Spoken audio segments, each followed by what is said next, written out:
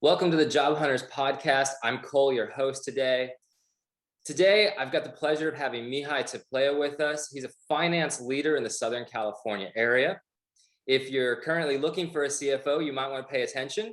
If you're in the finance and accounting space, Mihai has a wealth of information he's going to share with us today on book leadership versus real leadership. And Mihai, thanks for coming on, by the way. Appreciate your time today. Thank you so much for having me, Cole. Absolutely. And, appreciate the invite and really glad to be here. Good. I'm glad to have you. You're definitely one of the top-notch individuals, at least in my geographic space, right down here in SoCal. So I really appreciate you taking some time out. One of the things not one of the things, but the thing we're going to discuss is there's a lot of books out there on leadership. Mihai, I'm sure you're very well read. I read a bunch of them as well. But what I've always found, and I'm hoping you'll share with us as well from a finance perspective, is what we read in those books is not always the same thing as what we experience when we're actually in the seat at whatever company we're at. So with that being said, Mihai, just to kind of kick things off, what are some of the differences you've noticed between, all of the advice that we read in these books and what actually happens, boots on the ground when you're in that finance leadership role? Definitely, Cole. I really do think that the books are a great resource and a great way to put in your fundamentals about leadership. But in the same time, like anything else in life, you need to have the book knowledge and the experience together. So to me, leadership is really about people, taking care of the people that you have been entrusted to lead, right? Mm-hmm. It's a lot easier to quote your favorite book or author or your favorite part of a book on LinkedIn or on Twitter or on all these media outlets, and double check your phrasing and make sure everything looks good and nice and background and so forth. But real life really happens every second and every minute of every hour of every day when you're at work. And when you're at work, you're bombarded with all these things that come at you, and you don't always have the time to double check yourself, right? To me, I think real life leadership is about being authentic, being real, being yourself. You will make mistakes, right? Nobody's perfect. I think the one quality of being authentic really is about owning up your mistakes and saying, yes, I messed up, but I think, asking for that forgiveness and then moving on, learning from that mistake, and then adding it to your skill set of things that not to do. There are things that you should do and things that you should not do. And as a leader, you have to be a lifelong learner, right? You have to be a person that always tries to be better. It's like that thing where you're always trying to be the perfect leader. You're never going to be, but it's about the journey, not the destination, right? Getting there. Finance leadership, we hear all the time, it's about accuracy, it's about forecasting, it's about financials, it's about numbers. But it's a lot more than that. It's behind all these numbers that come out at the end of the month or at the end of the quarter or at the end of the year, there's people. There's people that produce those numbers. You have all these departments. You have operations, you have supply chain, you have HR, you have sales, you have all these people, like the shipping clerk that makes sure that the order gets out on time and gets to the destination, to the customer.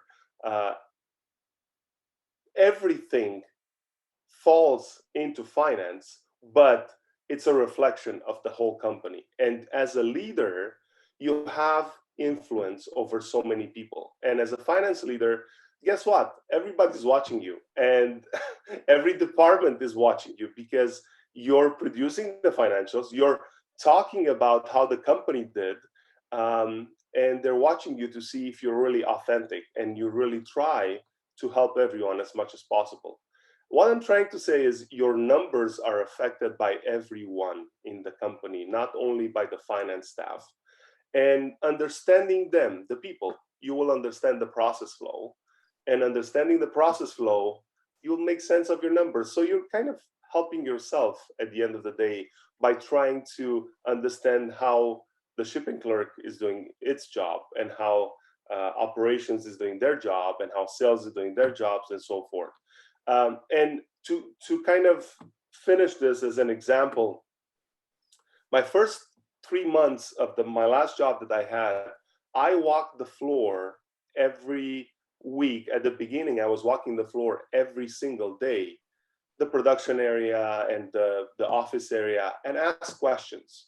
And not asking questions with the intent to criticize or to point out the flaws, but ask questions with the intent to understand.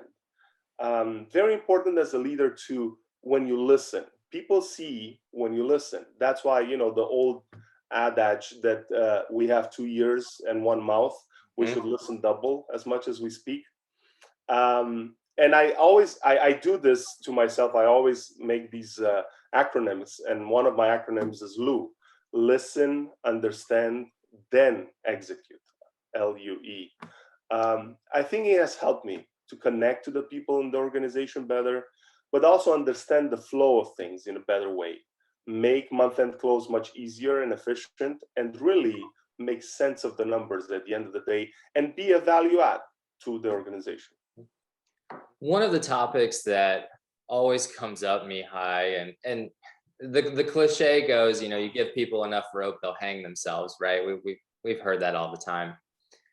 How do you, as a finance leader, with your team and with other departments even, right? Because you kind of liaison across with the whole company.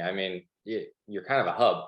You have to. How do you give people enough rope to be able to scale and climb and do the things that they need to do, but not enough that, they get all tangled up and well, hang themselves, for lack of a better phrase, right? As the cliche goes. Cole, I think as a leader, I do believe one of our callings, right, is to mentor people and help them on their career path, right? If you don't help somebody else, you have to ask yourself if you're truly a leader. I think inherent in the leadership position is, and the leadership, title is the fact that you have to train and mentor somebody. One important aspect of mentoring, I think, is communication, the check-in.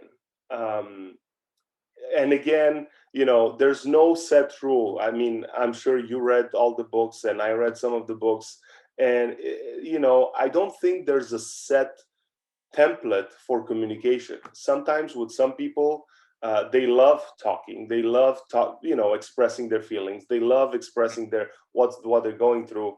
And then you talk to them every day, and you don't even have to set time aside. Sometimes there's people like that don't like talking. They just like to focus on their work and get the things done. And then it becomes more the job of the leader to kind of set up that meeting schedule and make sure they ask the questions. Make sure you are available to them in case there are questions. And I found out that really the open door policy works. If you're a leader that has an open door policy and says, whenever you have a problem and you have an issue, or you get hanged up in something, please come and see me. The other problem, I think, the other facet of this is to make sure you are clear on the project and the deliverables, right? And what success looks like. Because a lot of the time, if you don't define it properly, and if you don't make sure they understand it, not only in your head makes sense, but have them say it back to make sure they understand it. As you go along, you find out that they're working towards a different thing than that you talked about. So don't jump to conclusions after one project. Let's say it's not being done properly or whatever. Time is needed to really understand the drive and the capabilities of a person. I think the most important thing in a person and in an employee are the intangibles, right? The drive, the character, the commitment, the maturity. And when I talk about maturity, and I think that's the one, if the one thing that screams at me lately with everything that I hear on LinkedIn and on Twitter and the leadership books, they really talk about maturity, and it's not about age. Like somebody was saying, oh, you need to be 40 years old to be, or 45 years old or 50 years old to be on the C-suite. I don't think it's about the age. I think you can find a 45-year-old that's very mature, and you can find a 25-year-old that's very mature because they have the experience. They went through a lot in life, and they understand how to do things. I think the skills are secondary. The skills can be taught for anybody, really. But the maturity, the drive, the character, the intangibles, what I call, if you see those in a person when you hire them or when you manage them, spend time with them, invest in them, because all the skills can be taught. And I cannot stress enough the importance of communication. When you communicate a lot, you build trust. If you build trust as a leader, that trust comes back. It's a two-way street, right? Trust is a two-way street. And when you have somebody on board that understands you and you understand what they need and they understand what you need, that's when you don't get to the point where they hand themselves or they don't have enough rope, but you are at the point where you understand each other and you realize how much is too much and how much is enough. Does that make sense? It does. It does. Yeah. I once lost an employee on my team, and what you were describing reminds me of this. They were a rock star. I mean, I left them alone for the most part just because they were terrific. They didn't need anything from me, or at least that was my assumption, right? Right. And what I found myself doing, and not even aware of it until this employee left, and I asked them, kind of an exit interview, casual, not really anything formal, to tell me about, where they're headed, what we could do to improve. And one of the things that they said to me that just struck me was, I spent all of my time with the low performers down here, trying to get them to here. Mhm. And so after that really struck me to some of the things you said. I kind of had to change my mentality as a leader.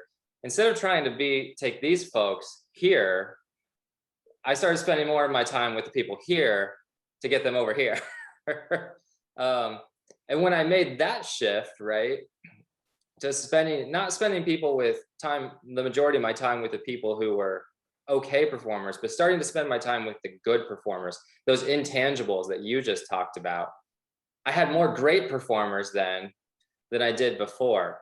I'm curious, to hear some of your experiences, because sometimes, and I know you've got a diverse background. You've worked with smaller teams and some fairly substantial sized teams as well. How do you decide, where to spend your time? Because there's only so much time in a day, and you have to oversee everything too. It's not your only job is not mentoring and training. That's a piece of it. As a leader, Mihai, how do you balance that time and determine, who gets what? Is it a matter of, who demands the time from you, right? Because some people will be more demanding, but other people are just, they won't. You really have to, you have to approach them. What's been your experience? How do you determine, where do I spend my time and with whom? That's a very good question, and I don't think there's a right answer, Cole. I think it depends on the team and depends on the personalities and the people that you have on the team. But I do think, like I said before, communication is important. So I think those weekly, team meetings are very important to make sure everybody's on the same page as to the status of the projects and where we are and the company, and you communicate from a leadership level level, like changes in strategy, vision, anything else that might change at the higher level. So they are in the know. I think that's very important. The second thing that I've been doing is making sure I have at least a weekly one-on-one with each of my reports. Mhm. And that can be spent, and you don't have to make it, like you said, you don't have to make it uh, so formal. You can make it informal, where you go to a coffee, you go to a lunch, you go somewhere and just talk about life and talk about family and talk about other things. But sometimes you can make it formal, where you say, okay, where are you with your projects, where do you need help, and so forth. And and I think the things in between, once you do that and you have a pattern, right, on a weekly basis and on a monthly basis and so forth with each one of them, then it's up to the personalities. Because sometimes, like we said, some people will need more help and some people will need less. And just have that open door policy and have them come to you. And I think that's a blend that, at least in my experience, kind of worked. Turnover is something that's inevitable for every company. It's going to happen no matter how great of a manager you are. I mean, people are going to grow in their careers, and you're not always going to be able to give them the growth path and the time frame that they want. So hiring is something we all have to deal with. I mean, it's just not an option for most of us. A few of us get fortunate maybe and go a good long time without having to do so. But when you're hiring, how important is it to have the right people? You alluded earlier to some of the intangibles that you look for in folks. Tell me about as a finance leader, what do you look for when you're hiring? How do you know you've got the right person? I think so many books and so much time has been spent on this, and you know better than anybody, Cole, about the hiring process and how to do it and how to find the gems right in the sand and all that stuff. Um, I don't want to talk about that. And because I'm not an expert on that, but I think I have an insight that might help people. I think the one aspect that is not being talked about enough and not being done enough is the period after the onboarding process, the period after the hiring. Um, I don't think there's a perfect fit, and I think we talked about this, Cole, before, just the two of us. But uh, you know, yes, they're good people, and they're good companies, and you can match them together. But there's no perfect fit. Eventually, they're gonna get they're at the beginning they're 20% fit, and after a while they're 50% fit if they get with the if the culture is the same, if they get with they get enthusiastic about the job and what they do and all that stuff. I don't think there's a perfect fit, but I think there's a way of getting there. And I think one of the biggest things is onboarding. um, like the first 3 months, how do you organize the first 3 months of your newly hired employee? Right, you hired somebody, you have a good recruiting team, you have a good HR team, you found somebody after I don't know how many interviews and after I don't know how much search.